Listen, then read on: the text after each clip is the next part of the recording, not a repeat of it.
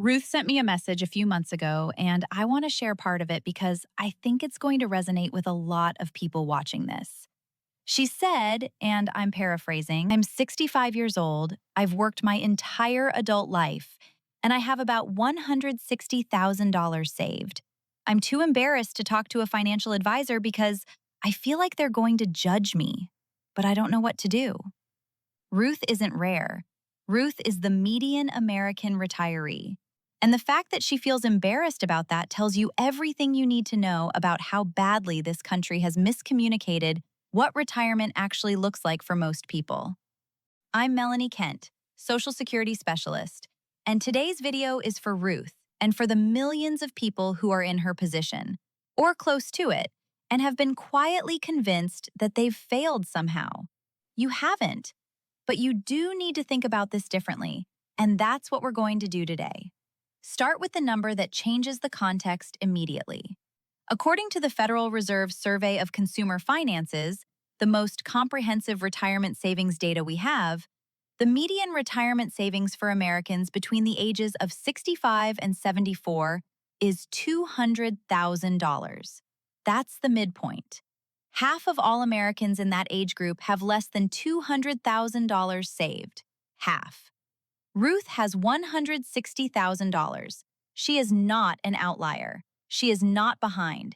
She is, almost exactly, in the middle of where her generation actually landed. Now, compare that to the number you see in every financial headline. The magic number for retirement in 2026, according to surveys that ask Americans what they think they need, is $1.46 million. That's what people say they believe is required, and it's nearly 8 times what the median 65-year-old actually has. Something is wildly off between those two data points. Either tens of millions of Americans are living in financial catastrophe right now, which we can observe is not happening, or the $1.46 million figure is measuring something other than what's actually required to retire. It's the second one. And understanding why is the key to everything else we're going to talk about. The $1.46 million number, and versions of it have been floating around for years, is built on an assumption that gets almost no scrutiny. It assumes your portfolio is doing all the work. If your only retirement income is whatever you can pull from your investment accounts, and you need $5,000 a month, and you're applying a sustainable 4% withdrawal rate, then yes, you need $1.5 million. The math is straightforward. But that's not how most Americans actually retire. According to the Federal Reserve's 2024 Economic Well-Being Report, 92% of Americans 65 and older receive Social Security income. Most of them also have some combination of pension income, part-time work, rental income, or family support. The portfolio isn't doing all the work, it's covering a gap. And that gap, not the total expense number, but the gap between income and expenses, is what your savings actually need to address. This is the shift that changes everything. You don't need $1.46 million to retire. You need enough savings to close your specific income gap. And that's a completely different number, almost certainly a smaller one, and for a lot of people, it's one they're much closer to than they realize. Let's go back to Ruth and run her actual numbers. Ruth is 65. She spent most of her career earning a solid middle-class income. She logged into ssa.gov, and if you haven't done this yet, this is the first thing I want you to do after this video. And her Social Security benefit at 67, her full retirement age, is $2,140 a month. She went back through 2 years of bank statements, the way we talked about 2 videos ago, and her real average monthly spending is $3,600. That includes everything: housing, food, transportation, healthcare, the occasional trip to see her grandkids, all of it. So her income gap at 67 is $3,600 minus $2,140, which is $1,460 a month. Now apply a 4% withdrawal rate to that gap. To cover $1,460 a month, $17,520 a year, from savings sustainably, she needs roughly $438,000. She has $160,000. That still looks like a gap. But watch what happens when we adjust one variable. Ruth delays Social Security to 70 instead of 67. Her benefit grows by 8% per year. So instead of $2,140, she's now receiving $2,654 a month.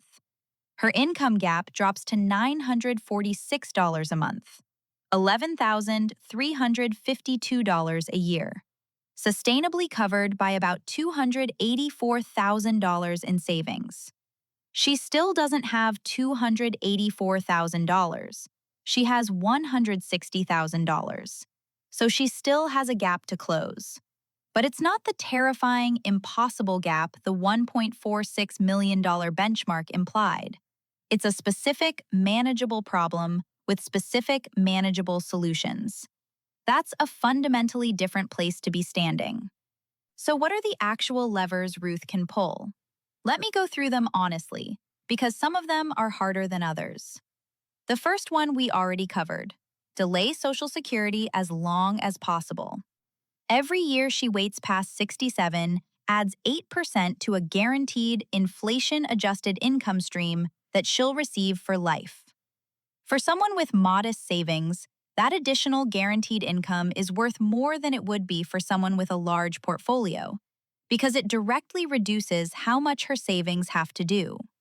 Ruth working 2 to 3 more years, or even doing part-time work in those years, does two things simultaneously. It lets her benefit grow, and it reduces the years her savings need to carry her before Social Security kicks in at the higher amount. The second lever is expenses. I want to be careful here because this sounds like just spend less, which is neither useful nor kind advice on its own. But there's a real question worth asking. Is Ruth's $3,600 a month the floor? Or is there room? Not room to suffer, room to reorganize. For a lot of people near retirement, housing is the biggest line item and also the biggest opportunity. Someone in a 3-bedroom home who downsizes to a smaller place or moves to a lower cost of living area can sometimes reduce monthly expenses by $500 to $800 without changing their quality of life in any meaningful way. That's not a sacrifice, it's a restructuring. The third lever is part-time work. And I want to frame this carefully because it often gets presented as a failure. It's not. It's a strategy.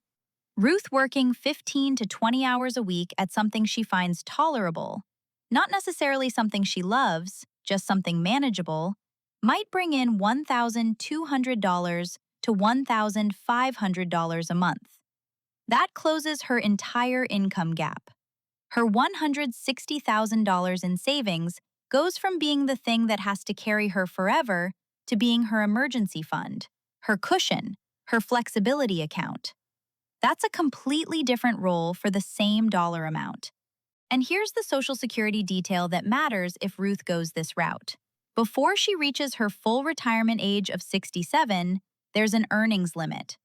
In 2026, if she's collecting Social Security before FRA and earns more than $24,480 in a year, $1 in benefits is withheld for every $2 she earns above that limit. But at 67 and beyond, that earnings limit disappears completely. She can earn any amount without it affecting her Social Security. So the combination of waiting to 67 or 70 and working part-time in the meantime isn't just about filling the income gap. It also avoids the early claiming earnings penalty entirely. What I want Ruth to hear, and anyone in a similar position, is that the conversation about her retirement isn't over. It's not even close to over. The $1.46 million or bust framing has convinced millions of people that if they didn't hit some arbitrary benchmark, they're on a track to poverty in old age. And that's just not what the data shows. The Federal Reserve's own research found that retirees as a group report high levels of financial well-being, not theoretical well-being, reported. People living their actual retirements with the actual money they actually have, saying they're doing fine. That doesn't mean everyone is fine. It doesn't mean there aren't real hardships. But the picture is dramatically more nuanced than you needed $1.5 million, and if you don't have it, you failed. What tends to separate the people who are genuinely okay from those who are struggling has much less to do with total savings and much more to do with income structure. Do they have a guaranteed income floor? Does that floor cover most of their basic expenses? Have they built in any flexibility? Someone with $160,000 in savings and $2,654 a month in Social Security, living in an area where $3,200 a month is comfortable, is in a more stable position than someone with $600,000 in savings, no Social Security yet, and $6,000 a month in expenses. More savings doesn't automatically mean more security. Income structure does. Here's what I'd tell Ruth specifically. Log in to ssa.gov and get your real numbers at 62, 67, and 70. Do not file without looking at all three. The difference between 67 and 70 for someone in your situation is potentially the difference between struggling and stable. Pull your real expense number from your bank statements, not a guess, your actual average. Then subtract your Social Security at 70 and see what your true gap is. You may be much closer to workable than you think. If you can keep working in any capacity, even part-time, even something low-key, through 70, your $160,000 goes from having to do everything to having to do almost nothing. It becomes your buffer instead of your lifeline. And if the part-time work plus Social Security at 70 still leaves a gap, $160,000 generates about $533 a month at a 4% withdrawal rate.